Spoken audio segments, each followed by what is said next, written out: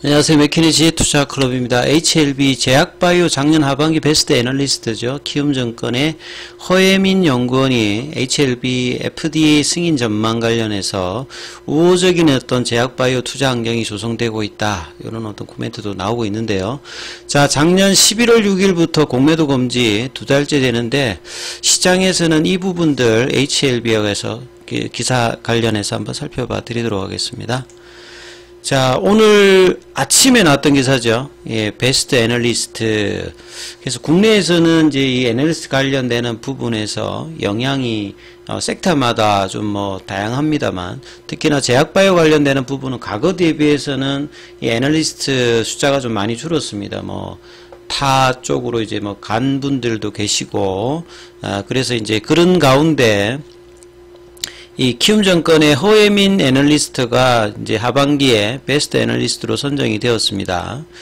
이 작년부터 재작년까지 이제 HLB 쪽에서도 이제 코멘트라든지 리포트에서 언급이 되고 있는, 이제 진양군 회장이 IR에서 이제 이야기해 보면, 이렇게 이제 장기간 코스닥에서 시가총액 상위에 있고 뭔가 이 FDA 이제 허가 관련되는 부분 가능성이 높아져 있는 가운데, 리포터가 이 정건계업 쪽에서는 거의 나오고 있지 않는 게 이제 HLB 종목이잖아요. 이런 부분들 때문에 직접적으로 이제 정건사 영업정 방문하면서 IR을 하고 있다, 이렇게 이야기하고 있는데, 자, 이런 부분들도 상당히 좀 개선이 되어야 될 것 같습니다. 왜냐하면 FDA 기본적으로 작년에 이제 NDA 신청하고 중간 단계 지금 리뷰 관련되는 부분을 되고 있는데, 전혀 지금 이제 이런 부분에 대해서 많은 정권사들이 팔로우업을 하고 있지 않다고 있는 것 자체가 상당히 좀 문제다, 이렇게 일단 보여지고 있죠.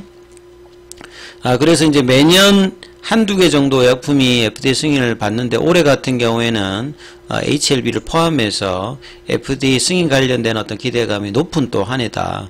단순히 승인 목표가 아니라 상업화 관련되는 이 블록버스터 관련된 어떤 기대감까지 이제 있는 부분이죠. 특히나 이제 HLB 같은 경우는 간암 1차 치료제 베스트 인 클래스를 노리면서 상업화, 이 승인 이후에 상업화 관련되는 전략까지도 지금 열심히 하고 있는 상황이죠. 그리고 제약바이오에서 가장 우호적인 투자 환경 예상은 일단 금리 인하입니다. 이 작년 이제 11월달, 12월달만 하더라도 제롬 파월 연준 의장이 12월달 마지막 FOMC에서 이야기를 본다면, 당장 이제 올해 3월달에도 할 분위기로 기준금리 이제 인하 관련된 기대감이 높으면서 12월달에 HLB도 60% 가까이 이제 올라갔던 흐름을 보였는데, 이 기조 자체가 최근에 이제 실업률이라든지 물가 관련되는 부분의 영향으로 3월달, 5월달 국내에서는 이제 3분기 이후다, 이렇게 굉장히 보수적으로 잡고 있습니다. 근데 핵심은 금리 인하를 안 하겠다는 건 아니죠. 반드시 이제 금리 인하를 올해 하는데, 시기가 1분기냐 2분기냐 3분기냐 여기에 따라서 선제적으로 먼저 가격이 올랐던 부분들이 어떤 가격 조정이나 기간 조정이 나오고 있기 때문에, 이런 부분들이 좀 더 이제 가시화되면 다시 이제 제약바이오 관련되는 부분의 어떤 기대감들은 여전한 어떤 상황임을 이 허예민 애널리스트도 이야기하고 있는 거죠.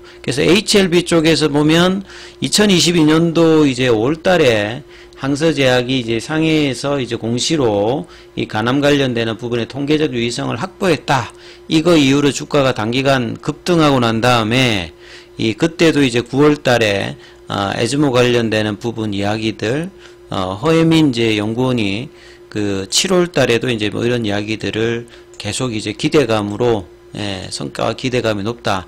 그리고 작년도에 이제 4월 달이면 이제 5월 달에 있는데 신청하기 전이죠.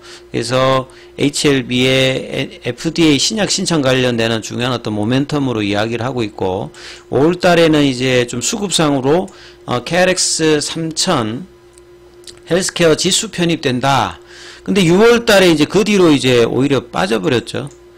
그리고 작년 이제 말에 하반기 이제 베스트 애널리스트로 될 때 보면, 내년도 국내 이제 FDA 의약품 승인이 5년 내 가장 크게 될 것이다. 그래서 승리를 향한 빌드업이라는, 제가 유튜브 영상에도 한번 소개해 드린 적이 있는데, 이때 또 HLB 관련되는 부분의 내용들이 언급이 되었습니다. 그만큼 이 대형주로서 셀트리온과 더불어서 HLB의 상승이 12월 달에 제약바이오 관련되는 부분을 좀 이끌었고요. 시장도 전반적으로 좀 캐리를 했는데 1월 달에는 가격 조정이 두 종목 다 이제 일단 나오면서 이제 추세적인 어떤 뭐 이탈이 되지 않는 어떤 가격 흐름에서 반등을 좀 기다려야 되는 어떤 상황 흐름까지 진행이 되고 있죠. 그 다음에 이제 공매도 관련되는 부분에서 이제 아침에 나왔던 기사를 보게 되면요, HLB 하면 또 이제 코스닥에서 공매도 잔고가 가장 많은 종목이죠.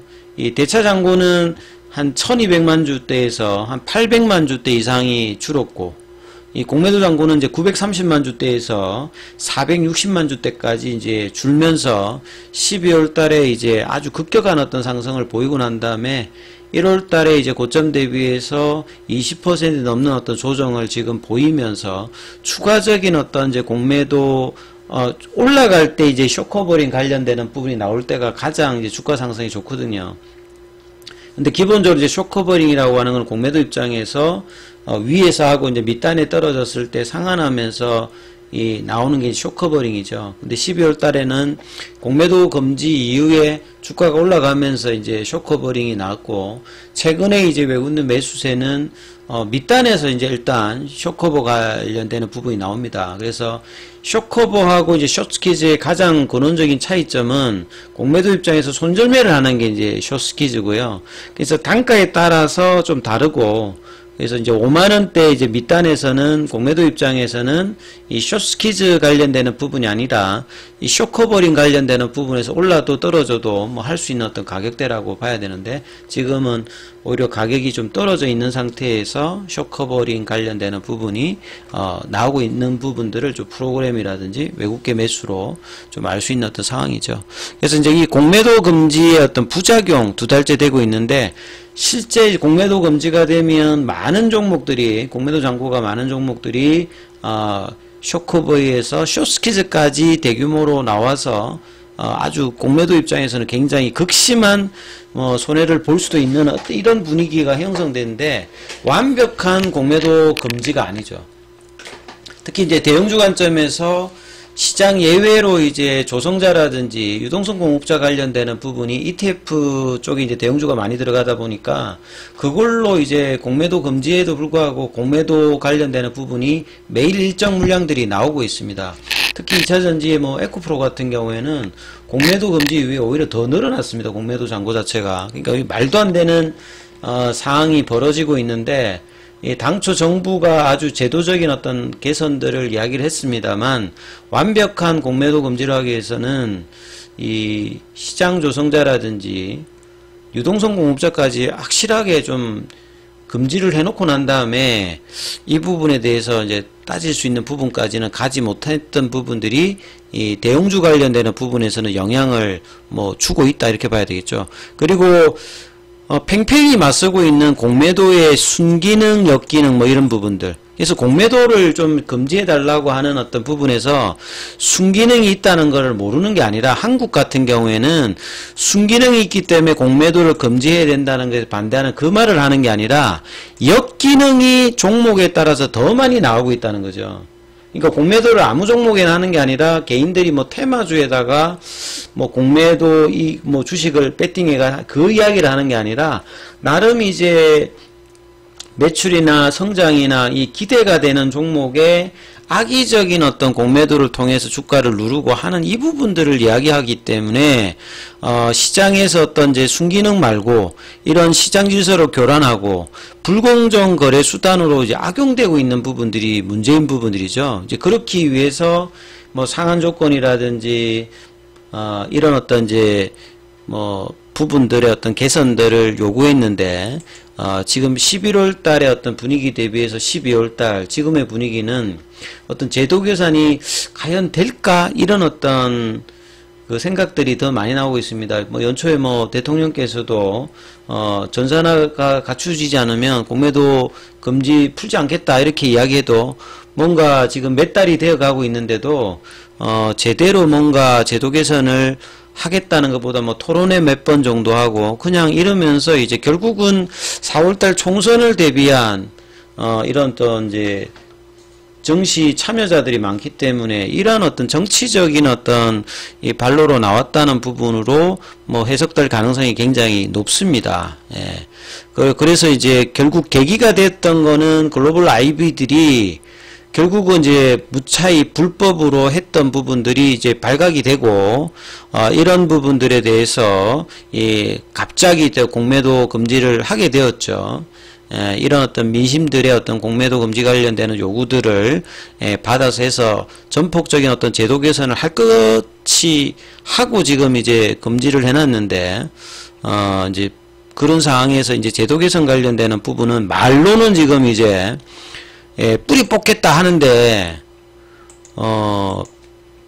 제도 개선의 어떤 지금 합의점도 제대로 나오고 있지 않습니까? 그러니까 요구 조건들을 전산화해주고, 지금 문제가 되고 있는 부분들을 이제 고치면 되는데, 자, 결국 이제 여건에서도 숏한 문제를 롱하게 끌어서는 안 된다. 이렇게, 빠르게 문제 해결 촉구를, 이야기를 했음에도 불구하고 현 상황 자체는 오히려 이제 그 공매도 잔고가 많은 종목들 전체로 보면 이제 코스닥 시장에서 공매도 잔고가 6조 정도였다가 지금 5조 밑으로 떨어졌던 부분들, 그리고 12월 달에 주가가 여하튼 이제 공매도 잔고가 많은 종목들이 올라가니까 이 기존의 어떤 공매도 잔고를 쇼커버하면서 올라갔던 부분도 분명히 있는데요.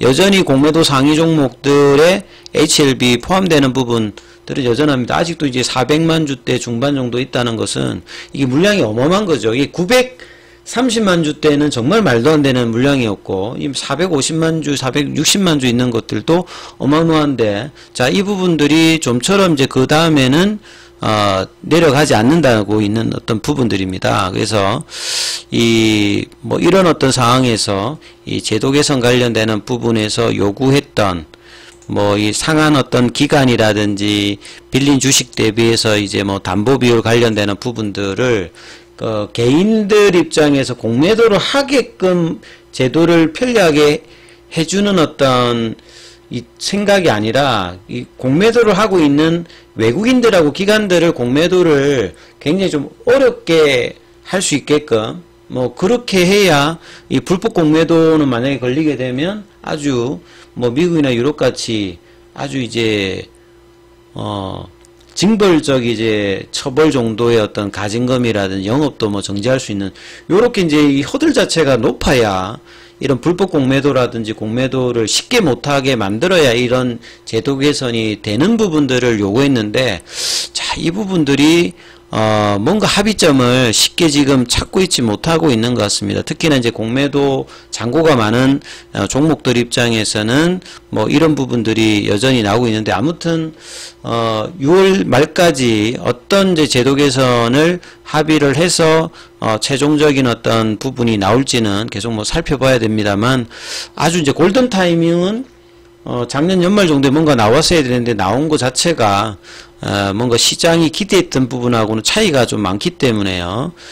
좀 제대로 된 어떤 결과들이 나올지 여부를 계속 이제 살펴봐야 되는 어떤 상황이겠죠. 자, 오늘 시장에서 지금 이제 오전장의 흐름들 보면 HLB가 지금 이제 위약꼬리가 나오면서 42,000원권에서는 좀 반등이 나왔습니다만 여전히 뭐 43,000~44,000원대 볼린저 밴드 하단 부근에 지금 주가 흐름들은 유지되고 있는데요. 자, 5장의 밑꼬리가 나오면서 양봉으로 전하는지 여부를 계속 이제 살피시면서 흐름 판단해 보셔야 될 것 같습니다. 여기까지 하겠습니다.